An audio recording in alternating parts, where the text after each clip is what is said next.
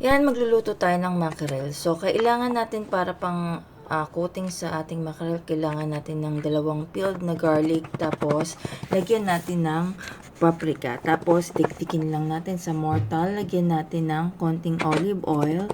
Tapos, pati yung salt, i-add na natin. Dikdikin natin hanggang maging paste-like yung texture ng ating mga ingredients. So, ayan.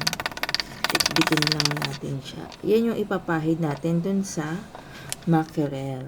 So, ayan. Paste-like na siya.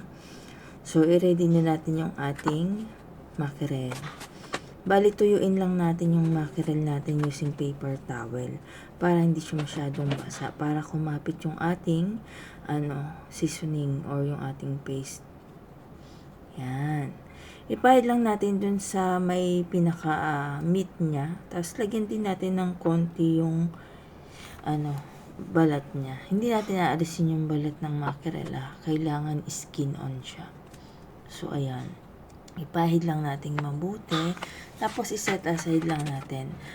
Tapos, i-ready natin yung ating baking pan. Tapos, lagyan lang natin ng parchment paper. Pero, ginamit ko baking sheet. Wala akong parchment paper. Tapos, lagay natin yung ating mackerel. Before pala natin ilagay yung mackerel, kailangan natin lagyan ng, i-brush ng olive oil yung ating baking sheet. So, i-brush natin para hindi siya didikit. So, pagka-brush, ilagay na natin yung ating mackerel. Tapos, lagyan natin ng salt yung budburan ng salt yung ibabaw. Tapos, i-bake natin siya i-oven for 8 to 10 minutes. Tapos, habang i-bake natin yung naka-oven yung ating fish, ihanda na natin yung ating gagawing mashed potato or crushed potato.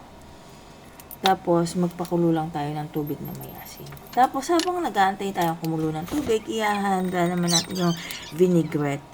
So, sa ating lagyan lang natin ng yung pinch ng saffron, 1 tablespoon ng white wine vinegar, 1 teaspoon ng mustard or mayonnaise kung walang mustard, 1/4 cup ng olive oil or kahit konti lang, huwag masyadong oily.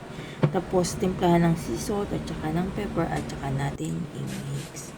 Tapos, yan nga, medyo okay na yung tubig, kumulo na. Tapos, yan, naluto na yung ating patatas.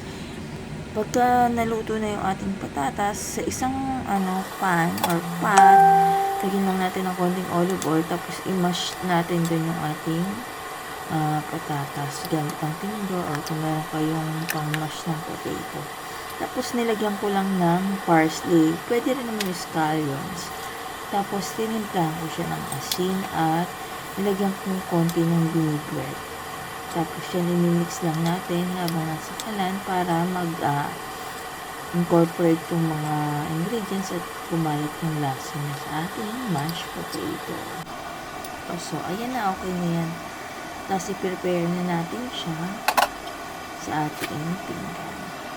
Yan, ilalagay lang natin sa plate. Tapos, itatap natin yung ating mackerel na ibinake or whatever. Yan.